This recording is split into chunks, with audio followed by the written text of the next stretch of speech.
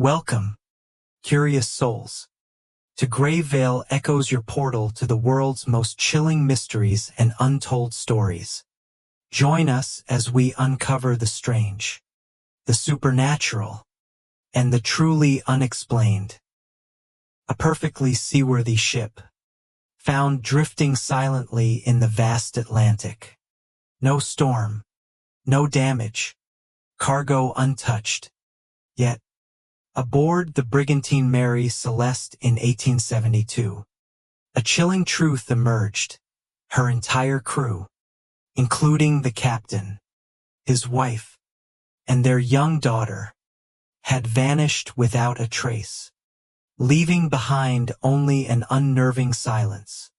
The endless blue of the Atlantic Ocean, a vast and unpredictable expanse, stretched out under a December sky in 1872. Aboard the British brigantine Dei Grazia, life had settled into the familiar rhythm of the sea. Day after day, the sturdy vessel, laden with barrels of petroleum, cut through the waves on her journey from New York to Gibraltar. Captain David Morehouse, a seasoned mariner with countless voyages etched into his memory, stood on deck, his gaze sweeping the horizon. The routine was constant, a comforting cycle of sunrises and sunsets, the creak of the ship's timbers, and the steady whisper of the wind in the sails. His crew, a mix of hardy men, went about their duties, their lives governed by the demands of the ship and the vastness of the sea around them. For days, perhaps weeks, the Dei Grazia might be the only speck of humanity in a world of water and sky. The isolation was profound, broken only by the occasional cry of a seabird or the distant gleam of a passing ship. It was on the crisp morning of December 5th, as the sun climbed above the eastern rim of the world, that this familiar solitude was abruptly interrupted. High above, perched in the crow's nest, the lookout's voice boomed, cutting through the general hum of the ship. Sail ho! Off the starboard bow. Every head snapped up, every eye instinctively turning towards the direction indicated. Another ship. In this immense watery desert, the sighting of another vessel was always an event, a momentary connection to the wider world, a chance for news, or simply a brief respite from the endless expanse. But as the distant shape grew clearer, a subtle unease began to ripple through the Dei Grazia's crew. There was something off. The ship wasn't holding a steady course. Her movements were erratic, almost languid, a slow, meandering drift across the waves, as if she were lost or, stranger still, simply abandoned. Captain Morehouse, his keen eyes narrowing, fetched his spyglass. He watched for a long moment, the silence on his own deck growing heavier with each passing minute. No flag, no signals, no telltale signs of life on her decks. It was a ghost in broad daylight, a silent anomaly on the vast ocean. He gave the order to alter course, directing the Dei Grazia to close in on the mysterious brigantine. The distance between the two ships steadily decreased, and with every nautical mile they covered, the strange details of the other vessel became sharper, more unsettling. She appeared well-found, her rigging seemingly intact, her sails partially set, though not efficiently catching the wind. Yet, there was no one at the helm. No figures moved across her decks. No voices carried across the water. It was an emptiness that felt profoundly wrong. A complete absence of the human touch that defines a living ship at sea. The name, etched clearly on her stern, finally became visible: Mary Celeste. A prickle of apprehension began to spread. Was she a derelict? A dangerous floating hazard left behind by some disaster? Or was she something even more disturbing? Captain Morehouse, a man of cautious resolve, knew he couldn't simply sail past. He had a duty, both as a sailor and a human being, to investigate. He tried to hail her with his speaking trumpet, his voice booming across the water. But the only response was the mournful cry of gulls and the relentless sigh of the wind through the Mary Celeste's own rigging. The silence was absolute, a chilling vacuum in the vastness of the ocean. The decision was made. A boarding party would be sent. Captain Morehouse chose his most trusted officer, Chief Mate Oliver DeVoe, a steady and experienced man, and 2 other reliable seamen. The preparations were swift, imbued with a quiet seriousness. The small boat was lowered into the water, its timbers scraping against the Dei Grazia's hull with a sound that seemed unusually loud in the tense quiet. DeVoe and his men climbed in, their faces grim, a mixture of professional duty and an unspoken dread evident in their expressions. The oars dipped and pulled, sending them away from the relative safety and life of their own ship, towards the silent, drifting mystery that awaited. As they rowed, the Mary Celeste grew larger, her form imposing and strangely beautiful, yet imbued with an unsettling stillness. Her hull appeared sound, her paintwork in good condition. There were no obvious signs of a struggle, no shattered masts, no tattered sails suggesting a recent storm. She looked, in every respect, like a perfectly capable vessel. Save for one crucial detail, she was utterly, profoundly deserted. The small boat bumped gently against her side, the impact echoing with an almost unnatural loudness. Chief Mate DeVoe was the first to scale the rail, his boots thudding softly on the deck, a sound that seemed to carry far in the prevailing silence. He stood for a moment, taking in the unnerving scene. The deck was orderly. Ropes were neatly coiled. Maritime equipment was stowed in its proper place. There was no sign of disarray or a hurried departure. The main hatch and forehatch, leading to the cargo hold, were securely battened down, just as they should be on a ship at sea. The helm, the ship's steering mechanism, was lashed in place, suggesting it had been deliberately fixed on a course. Even if the ship now drifted aimlessly, the binnacle, which housed the compass, stood undisturbed. It was a picture of a ship properly maintained, properly sailed, yet entirely devoid of its living crew. DeVoe moved along the deck, his eyes sweeping over every detail, searching for answers in the oppressive stillness. His gaze fell upon the davits, the small cranes used to launch lifeboats. The Mary Celeste's only lifeboat was gone. This was the first concrete piece of evidence that suggested the crew had not simply vanished, but had intentionally left their ship. But why? Why abandon a perfectly seaworthy vessel, her sails partially set, in the middle of the Atlantic? The question hung heavy in the air, deepening the chilling mystery. The missing lifeboat, however, provided no clue as to what compelled them to leave, only that they had left, with a growing sense of dread. DeVoe led his men below deck, descending into the ship's interior. The air grew stiller, heavier, carrying the faint, stale scent of a closed-up vessel, mixed with the dampness of the ocean. Their footsteps, normally just soft thuds, now echoed ominously on the companionway stairs. The silence below was even more profound than on deck. A heavy, suffocating blanket that pressed in on them. The first cabin they entered was the captain's quarters. A space that should have been filled with the life and presence of Captain Benjamin Briggs, his wife Sarah, and their young daughter Sophia.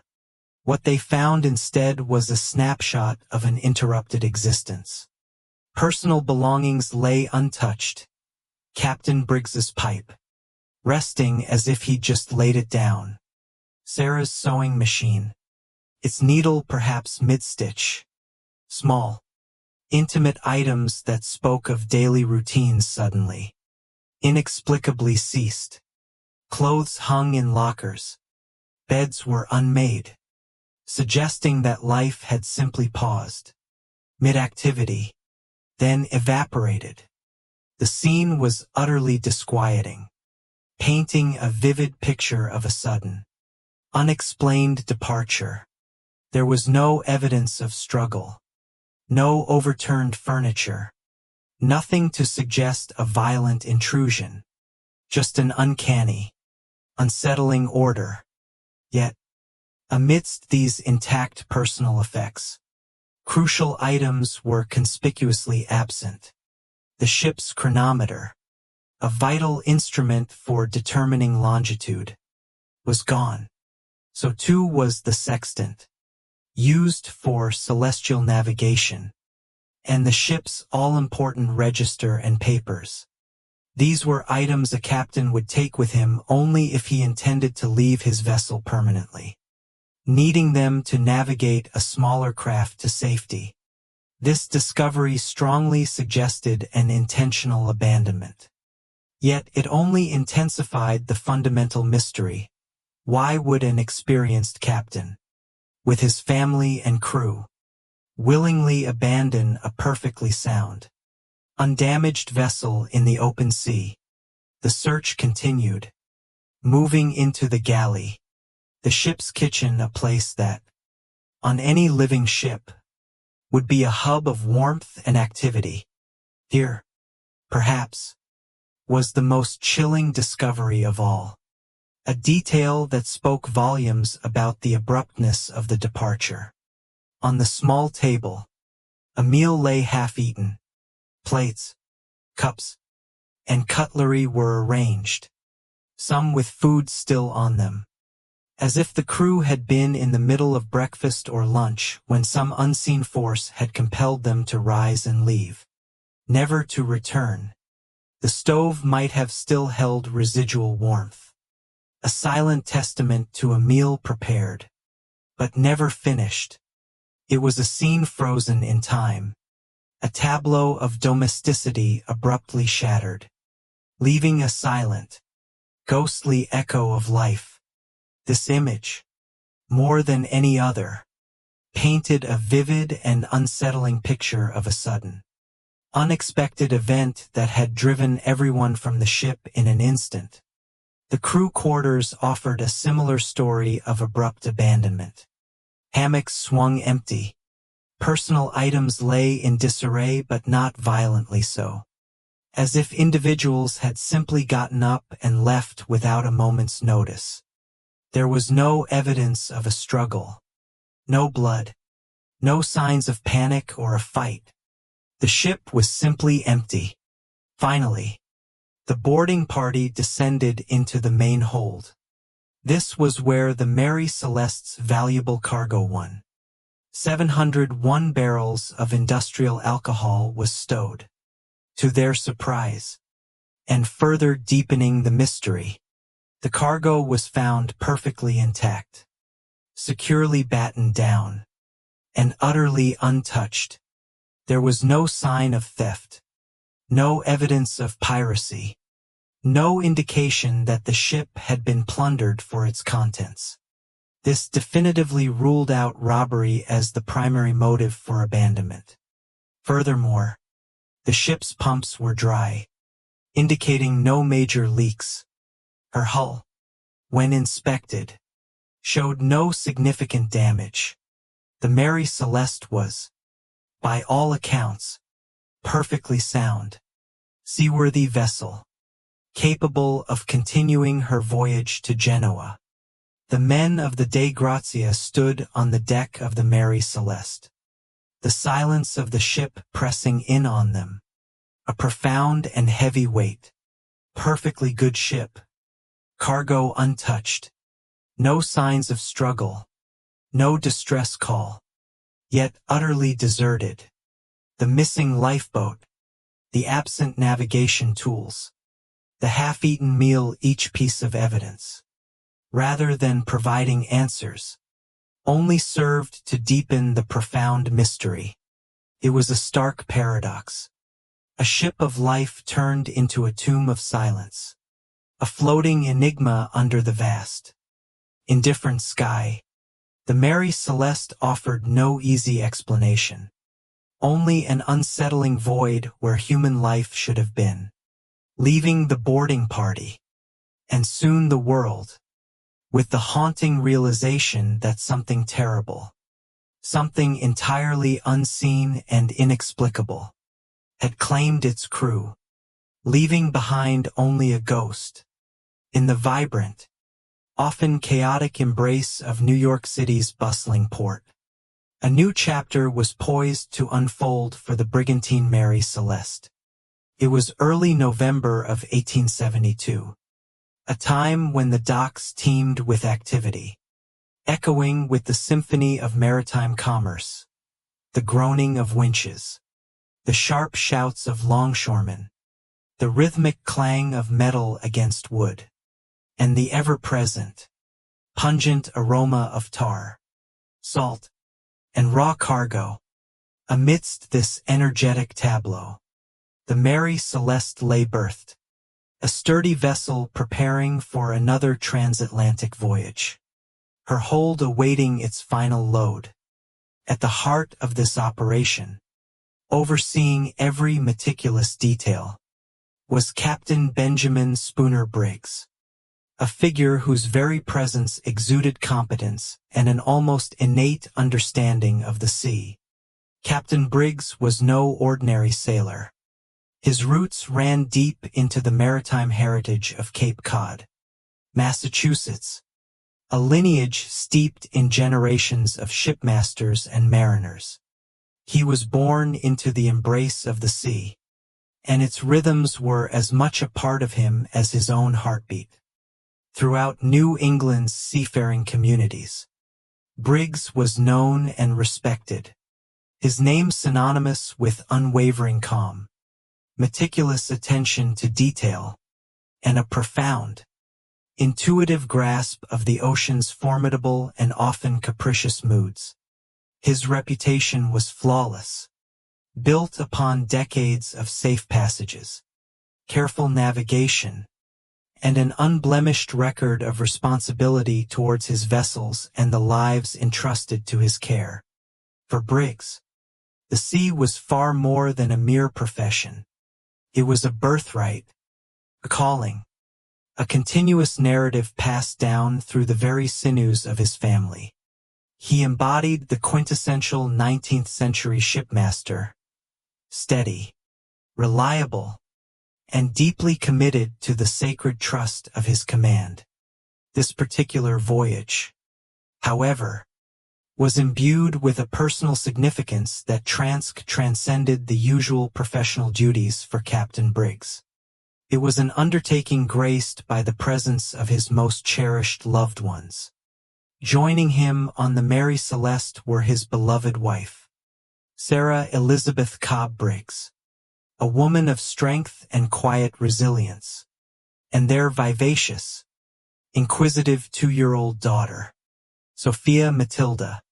In that era, it was not an uncommon practice for captains to bring their families on extended voyages, transforming the often austere confines of the captain's cabin into a temporary sanctuary, a semblance of home amidst the endless expanse of the ocean. For Sarah, this life at sea offered a unique, if sometimes challenging, environment to nurture her young child, and, perhaps more importantly, an unparalleled opportunity to genuinely share in her husband's life. A privilege denied to countless shorebound wives whose partners spent months, even years, away. The presence of Sarah and little Sophia undoubtedly softened the often harsh and solitary realities of life at sea. Their laughter, their small routines, the domestic comfort they brought, infused the ship with a warmth and personal touch that would otherwise be conspicuously absent. While their eldest son, Arthur, remained safely on shore with his grandma, a common and practical arrangement that allowed the younger child to experience the adventure of the sea under the constant, vigilant eyes of both parents. The family unit aboard the Mary Celeste was complete. For Captain Briggs, having his family by his side was a profound source of solace and quiet joy, a rare privilege that made the long, arduous months away from land not just bearable, but deeply meaningful. His meticulous nature extended to his crew selection for this journey as well. He had handpicked 7 experienced and reliable seamen, men he knew and trusted implicitly, in an era where the lives of his family, as well as the valuable cargo, rested entirely in the collective hands of his crew. Such careful selection was not merely a preference, but an absolute necessity. These were seasoned mariners, each intimately familiar with the demanding rigors of transatlantic travel, fully prepared for the long, often unpredictable haul across the vast Atlantic. The Mary Celeste herself was a vessel of solid construction and reputable design, a brigantine weighing 282 tons. She was built in the shipyards of Nova Scotia, Canada, a region renowned for its robust shipbuilding tradition.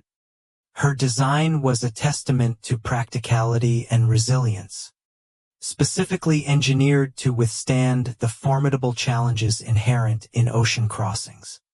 On this particular journey, her capacious hold was meticulously packed with 701 barrels of denatured alcohol, a commercially valuable cargo destined for the bustling port city of Genoa, Italy.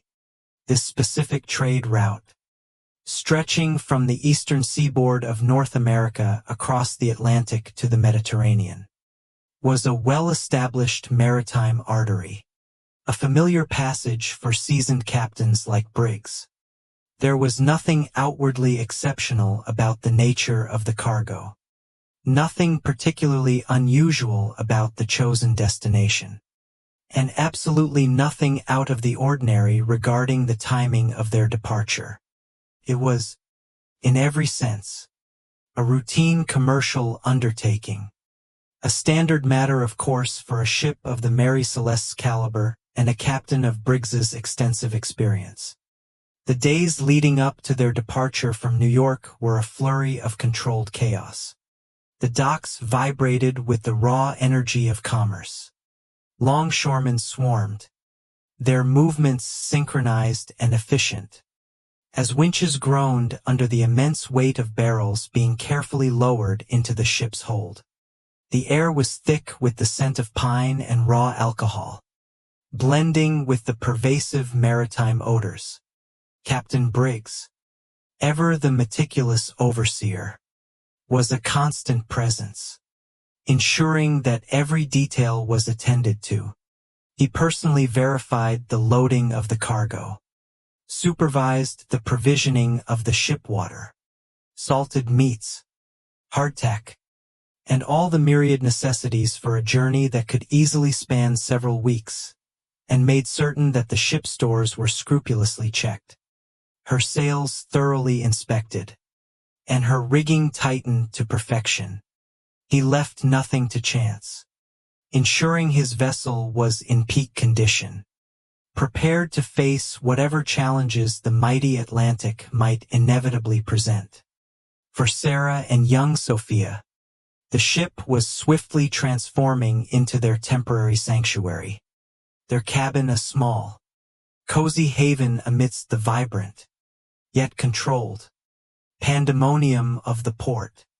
The diverse sounds of the harbor, the distant blare of ships' horns, the cries of gulls wheeling overhead, the constant ebb and flow of human activity all became the unique soundtrack to the nascent days of their grand adventure. Finally, with all preparations meticulously completed and the last lines cast off, the Mary Celeste gracefully slipped away from the New York pier on November 7th, 1872. Her sails, crisp and freshly unfurled, billowed gently, catching the mild breeze as the brigantine glided effortlessly out of the crowded harbor, leaving the towering cityscape to recede into the distance. The initial days of the voyage unfolded uneventfully. A typical, gentle beginning to an Atlantic crossing. The crew, having settled into their accustomed watches, found their rhythm, each man performing his duties with practiced ease. The ship herself found her own cadence, her hull cutting steadily through the ocean swells. Captain Briggs, a man of methodical habits, diligently recorded the details of their progress in the ship's logbook, a daily ritual that anchored the voyage in factual reality. The days at sea would have been filled with the ongoing tasks of maintaining the ship, trimming sails to catch the optimal wind, constant vigilance in navigation guided by the sun and stars, and minor repairs. Sarah and Sophia, too, would have established their own routine, the child likely playing on deck under the watchful eye of her mother, embracing the novelty and wonder of life at sea. The captain's cabin, despite its limited space, would have provided a much-needed sense of normalcy, a quiet, personal retreat from the boundless, often overwhelming, expanse of the ocean just beyond its walls. The ship's logbook, that indispensable, factual record of a vessel's life at sea, served as Captain Briggs's unwavering daily companion. Within its pages, he meticulously documented every pertinent detail, the ship's precise course and speed, its geographical position, the prevailing weather conditions, the wind's direction and strength, and any notable events, however minor. It was an unfolding chronicle of their voyage, a dispassionate, yet vital, account of their steady progress across the immense ocean.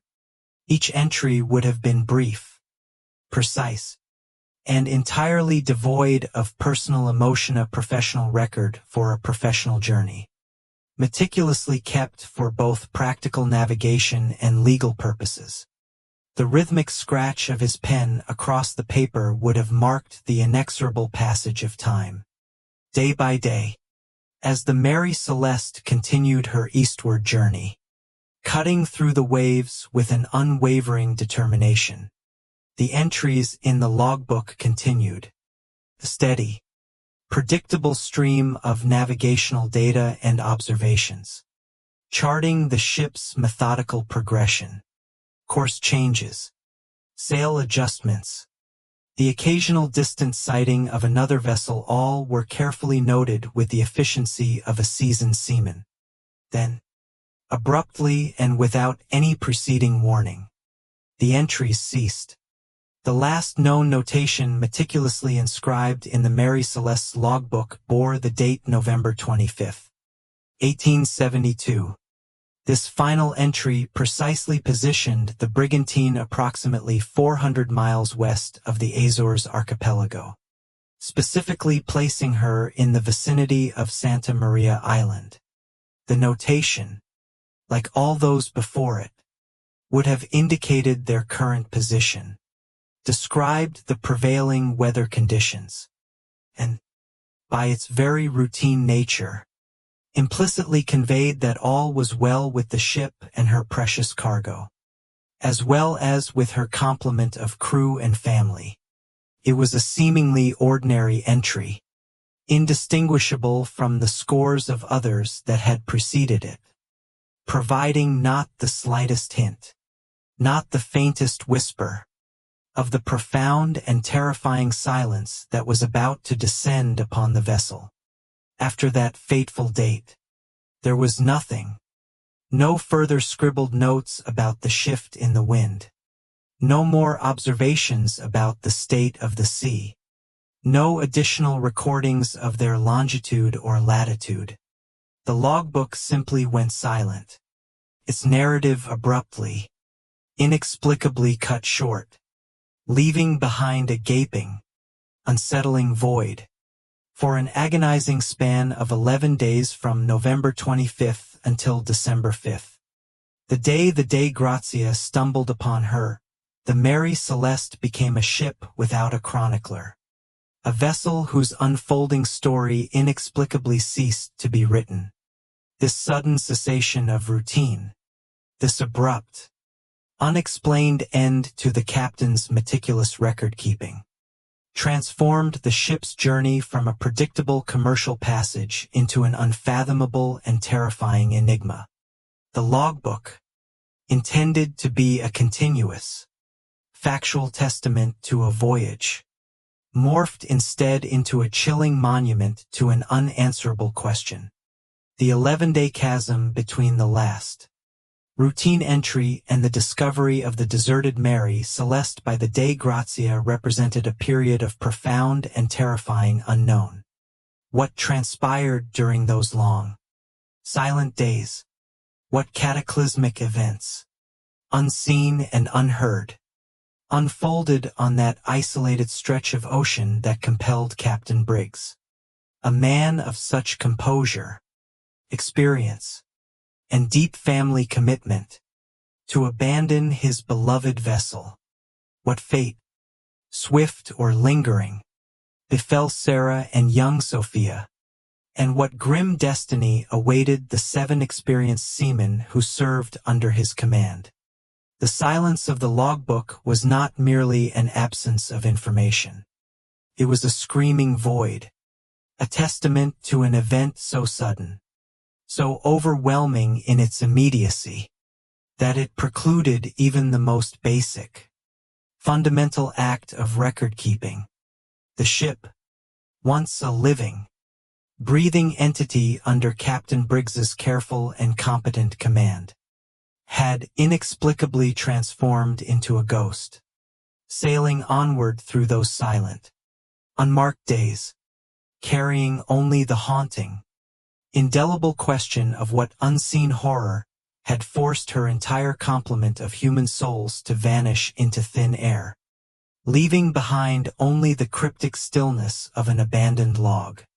The routine journey had become anything but routine, a fated voyage whose chilling, inexplicable conclusion was etched not in ink, but in an enduring, terrifying mystery that would forever haunt the annals of maritime history. The British brigantine Dei Grazia, having stumbled upon the Mary Celeste adrift in the vast emptiness of the Atlantic, brought with her an unsettling discovery.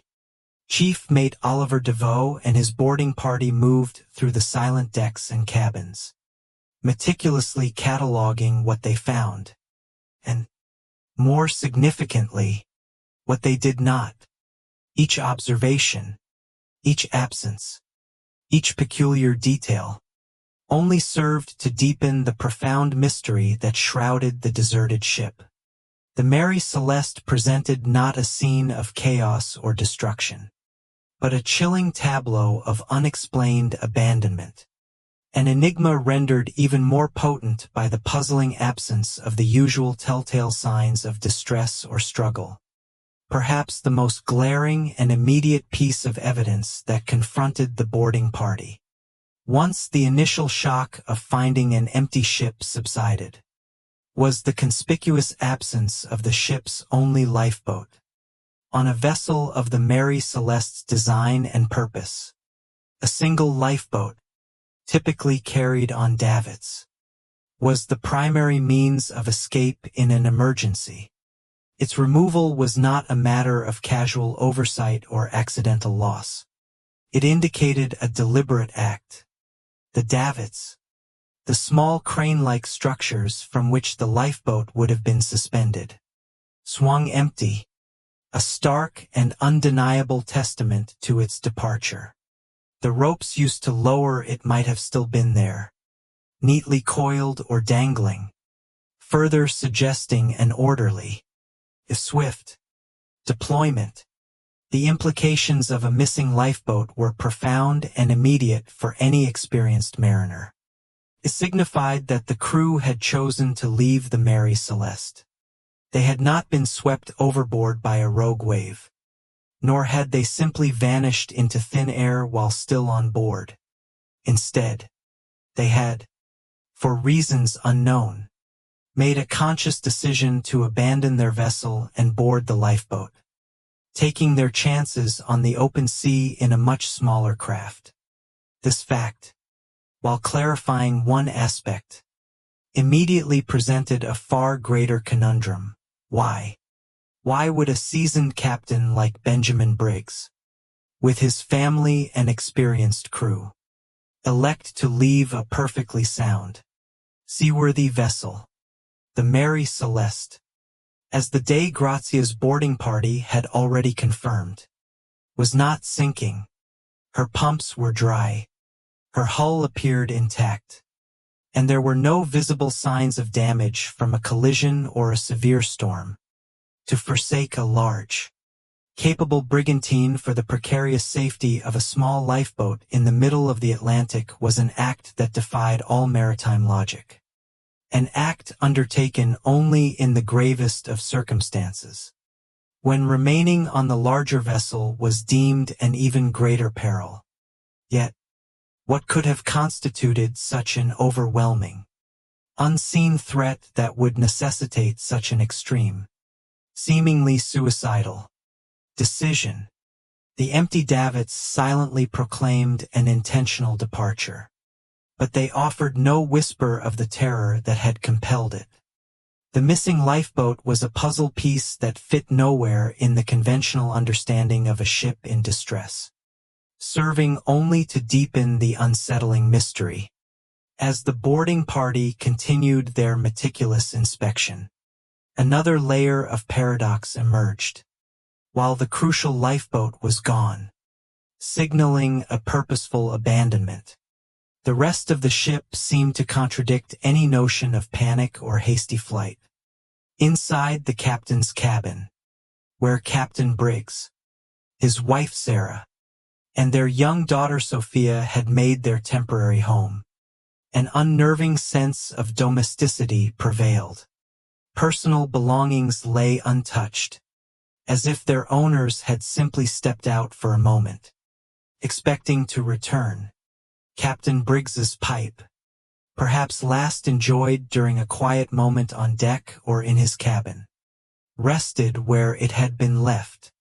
Sarah's sewing machine, a familiar fixture of her daily life at sea, sat in place, its needle possibly still threaded from an unfinished task.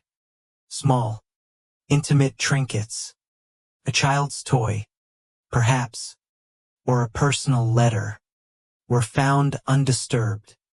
Clothes hung in lockers. Beds were unmade, suggesting that life had simply ceased, mid-routine, rather than ending in a frantic scramble.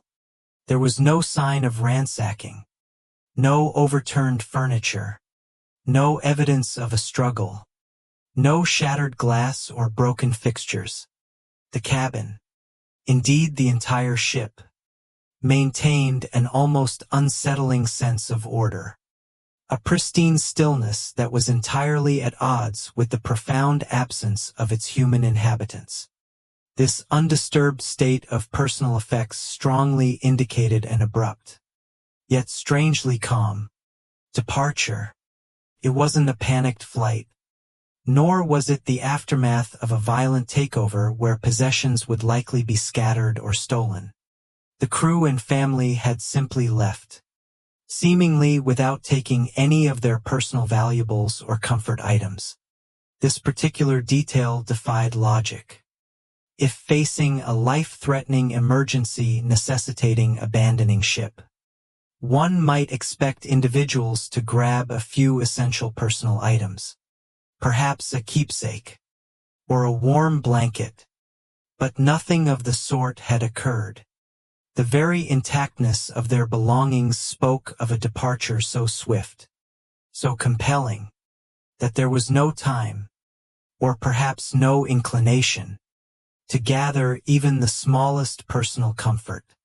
However, this picture of an orderly, sudden departure was immediately complicated by another critical observation: the absence of the ship's vital navigation tools and papers.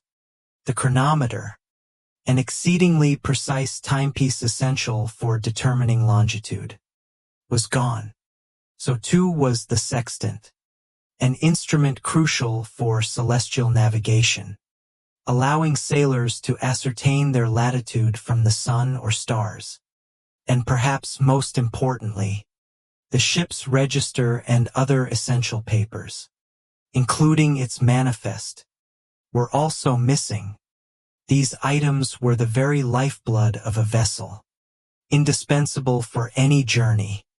A captain would only take these precious tools and documents with him if he intended to navigate another vessel, namely a lifeboat, to safety, or if he needed them to prove his identity and the ship's legal standing upon reaching civilization.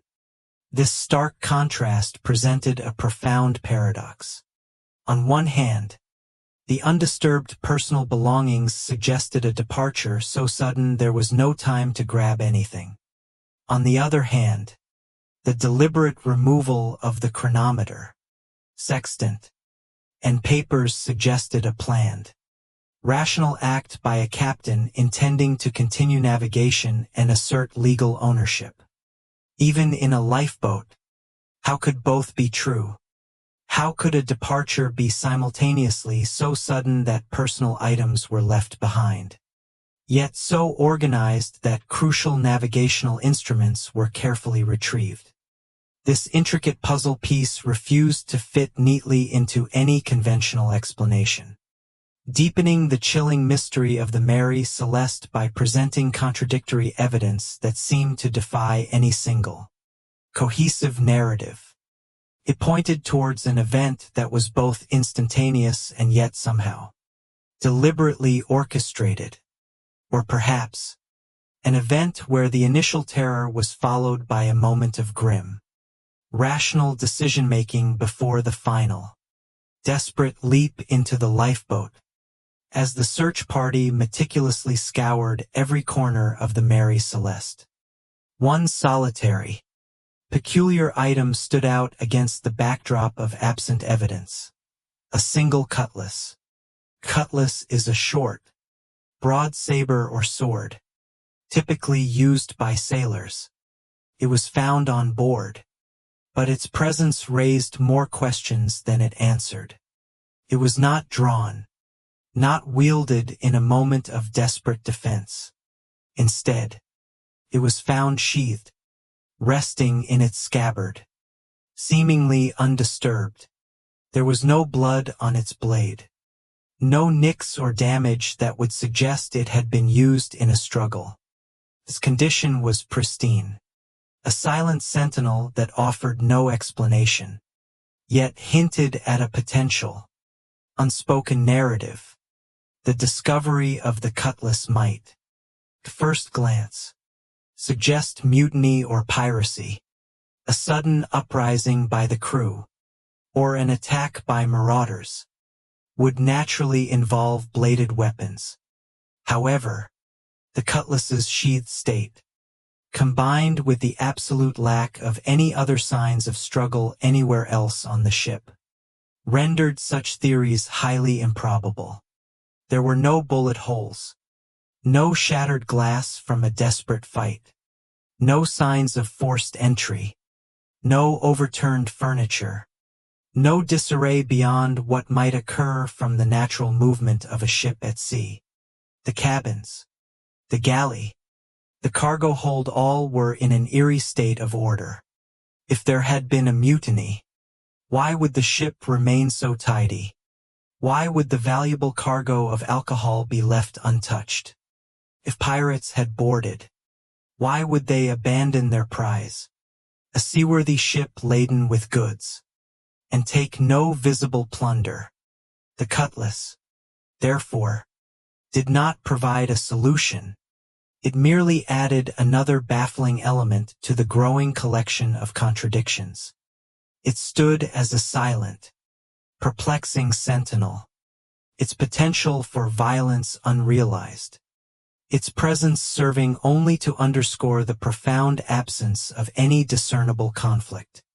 The overall lack of struggle was, perhaps, the most unsettling characteristic of the entire discovery. The Mary Celeste was not a wreck. She was not a crime scene in the conventional sense.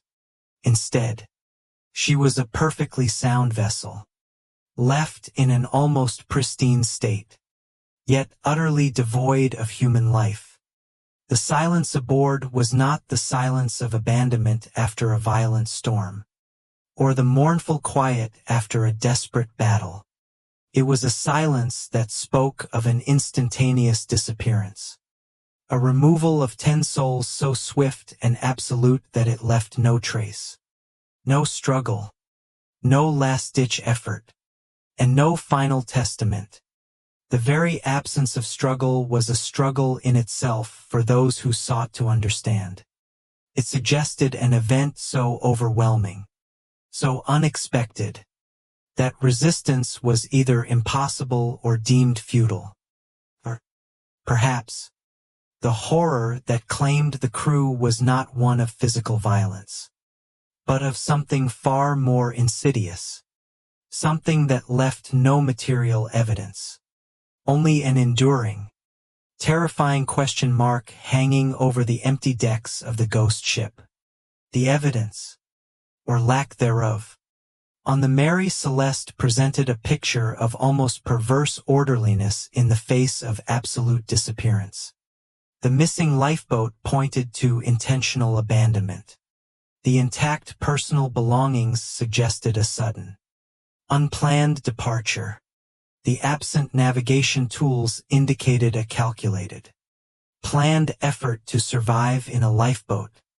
And the solitary, sheathed cutlass, alongside the profound lack of any signs of struggle, defied all conventional explanations of maritime disaster or human foul play.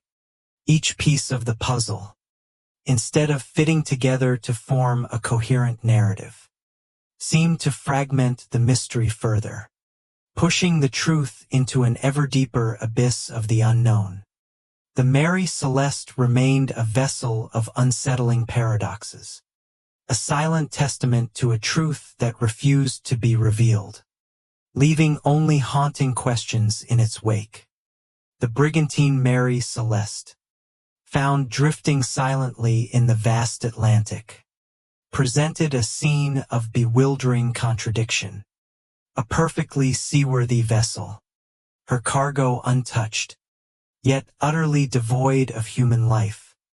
The boarding party from the Dei Grazia had meticulously catalogued the eerie discoveries, each itemer its absence deepening the profound mystery, with no obvious signs of a struggle, no distress call, and no definitive evidence pointing to a conventional maritime disaster.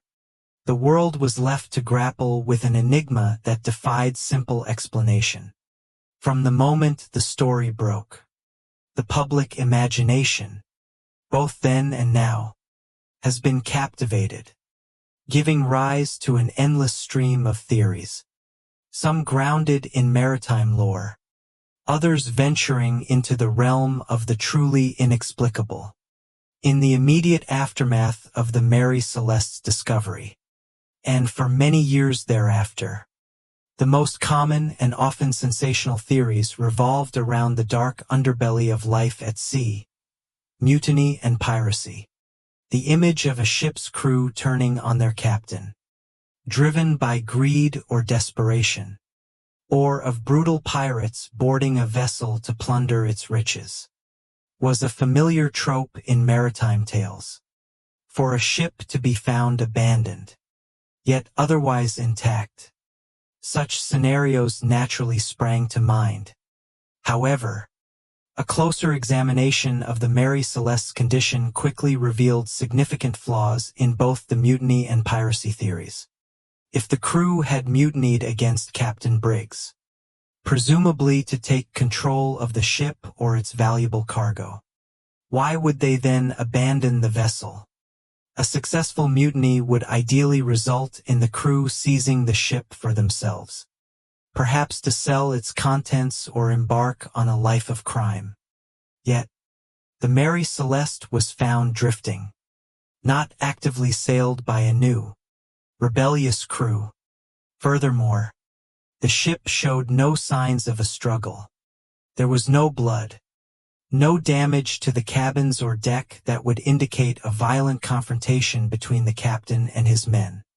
Furniture was not overturned, and personal effects, save for the navigation instruments, were left untouched. This pristine state contradicted the expected chaos of a mutiny. Similarly, the theory of piracy faced significant hurdles. Pirates, above all, were driven by plunder. The Mary Celeste's cargo of 701 barrels of denatured alcohol was valuable. If pirates had boarded the ship, their primary objective would have been to steal this cargo, or perhaps ransack the crew's belongings for anything of value. Yet, the barrels of alcohol were found perfectly intact, securely battened down in the hold. No goods had been disturbed, let alone removed. Moreover, like the mutiny theory, piracy would almost certainly involve a struggle. Captain Briggs was an experienced seaman with a duty to protect his ship and family, and his crew would not have surrendered without a fight.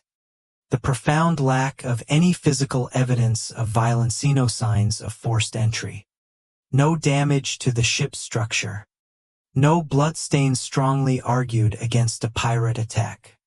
Why would pirates simply take the crew and abandon a perfectly good ship with its valuable cargo? It made no logical sense. The ship remained pristine, defying such brutal explanations, pushing the mystery beyond simple human malice or greed, with conventional human explanations falling short. Attention naturally turned to the raw, unpredictable power of the ocean itself. Perhaps, it was posited, a sudden, catastrophic natural phenomenon had struck the Mary Celeste, forcing a desperate and immediate abandonment. Theories began to circulate about rogue waves, waterspouts, or even an underwater earthquake, a seaquake, that could have caused a momentary panic, compelling the crew to flee in the lifeboat. The rogue wave theory suggests a single, unusually large and unpredictable wave, far taller than the surrounding sea state, struck the Mary Celeste. Such a wave could have swamped the deck, perhaps washing some men overboard or convincing the captain that the ship was about to capsize or break apart. In a moment of extreme terror, Briggs might have ordered everyone into the lifeboat, intending to return once the immediate danger passed.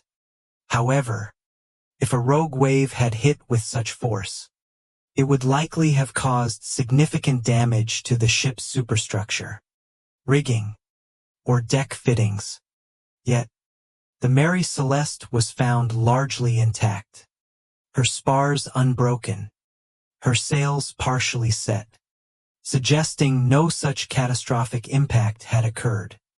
Furthermore, an experienced captain would know that a large brigantine, even after being struck by a rogue wave, would likely remain buoyant and eventually recover. Abandoning a large, still-sound vessel for a small lifeboat in the middle of the ocean, where chances of rescue were slim, was a desperate act, typically reserved for a sinking ship. The Mary Celeste was not sinking. Another popular natural phenomenon theory involved a waterspout, a whirling column of air and mist, similar to a tornado, occurring over a body of water. A waterspout, especially a powerful one, could cause severe localized damage, perhaps even ripping sails or dismasting a vessel. It might also generate intense fear and disorient the crew. However, similar to the rogue wave theory, a waterspout powerful enough to compel abandonment would almost certainly leave a trail of structural damage on the Mary Celeste. Again, the ship's relatively undamaged state contradicts this. Moreover, while terrifying, experienced mariners would typically try to weather a waterspout, not abandon a seaworthy ship. The seaquake theory proposed an underwater earthquake that might have caused the ship to shudder violently, perhaps creating the illusion that the hull had been breached or that the ship was rapidly breaking up.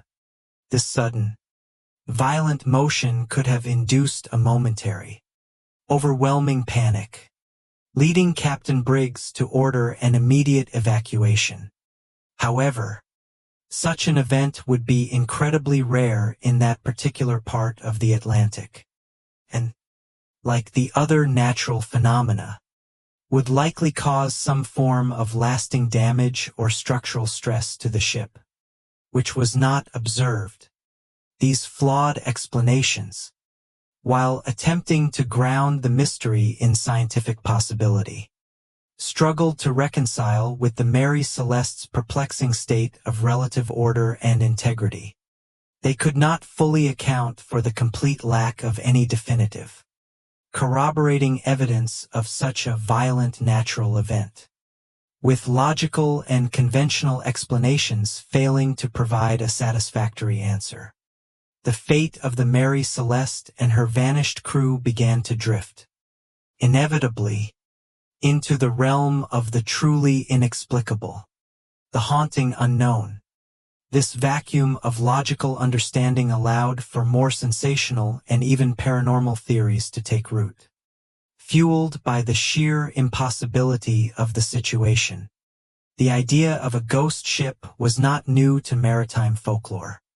But the Mary Celeste gave it a chilling, tangible reality. One popular theory, born from the unique cargo of denatured alcohol, suggested an alcohol vapor explosion. It was proposed that some of the barrels had leaked, allowing alcohol fumes to accumulate in the hold. A spark, perhaps from friction or a dropped lantern, could have caused a sudden, non-destructive flash fire or explosion, producing a terrifying blast and a sheet of flame without igniting the cargo itself or causing structural damage. This sudden, deafening roar and terrifying flash could have driven the crew to believe the ship was about to explode catastrophically, prompting an immediate and desperate scramble into the lifeboat. They might have lowered the lifeboat, pulled away a safe distance, and waited for the inevitable explosion that never came. Eventually, realizing the ship was not going to blow, they would have attempted to row back, only to be caught in a sudden storm, or to have their small lifeboat capsize, losing them all at sea. This theory gained some traction because it could explain the sudden, panic-driven abandonment without leaving behind a damaged ship. However, chemical analysis later suggested that denatured alcohol fumes, while flammable, would not typically cause a massive, non-destructive explosion on this scale, nor would such an event typically leave no trace of scorching or charring. Then there were the truly speculative and unsettling theories, ones that spoke to the deepest human fears of the unknown. Whispers of sea monsters, Enormous creatures from the deep that might have attacked the ship or, more likely, instilled such terror that the crew abandoned ship in a blind panic. Or perhaps, a more subtle, psychological horror, a strange, localized atmospheric phenomenon, a fog of madness, that befell the crew, driving them to collective insanity and a suicidal leap into the ocean or their lifeboat. These theories, while lacking any scientific basis, highlighted the profound disquiet the Mary Celeste evoked. The sheer inexplicability of the event begged for answers beyond the mundane, touching upon humanity's ancient fear of the vast, mysterious ocean and the unknown forces that might lurk within its depths. Finally, the most haunting and enduring aspect of the Mary Celeste mystery is the notion of a sudden, silent Forcian unseen terror that swept away 10 souls and left behind only a ghost ship. This force was not a pirate's cutlass, nor a rogue wave, nor a flash of alcohol vapor. It was something far more insidious, something that left no physical trace, yet was powerful enough to compel an experienced captain and his entire crew, including his family, to abandon a perfectly sound vessel. The silence aboard the Mary Celeste was not merely the absence of sound. It was the echo of an overwhelming, instantaneous event that offered no time for struggle, no opportunity for a final log entry, no chance for explanation. It was a terror that struck with such speed and totality that it simply erased them. The Mary Celeste remains, to this day, a chilling testament to the ocean's profound and enduring mysteries. Her empty decks, her untouched cargo, her missing crew all stand as silent monuments to an enduring, terrifying question. What unseen horror unfolded on those desolate waves, forever claiming her crew without a trace? The ship, once a vibrant vessel of human life and commerce, became an eternal symbol of maritime enigma, her story a haunting whisper on the winds, forever challenging the limits of human understanding and leaving us to ponder the true nature of the unspeakable.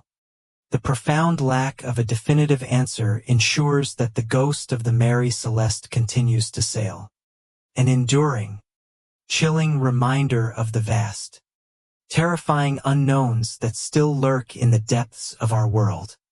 And perhaps, beyond, the Mary Celeste remains a chilling testament to the ocean's profound mysteries. Her empty decks, a silent monument to an enduring question. What horror unfolded on those desolate waves, forever claiming her crew without a trace? Thank you for daring to delve into the unknown with Grave Vale Echoes. If these whispers from the past captivated you, don't forget to like, share, and subscribe for more. Until next time, keep exploring the shadows.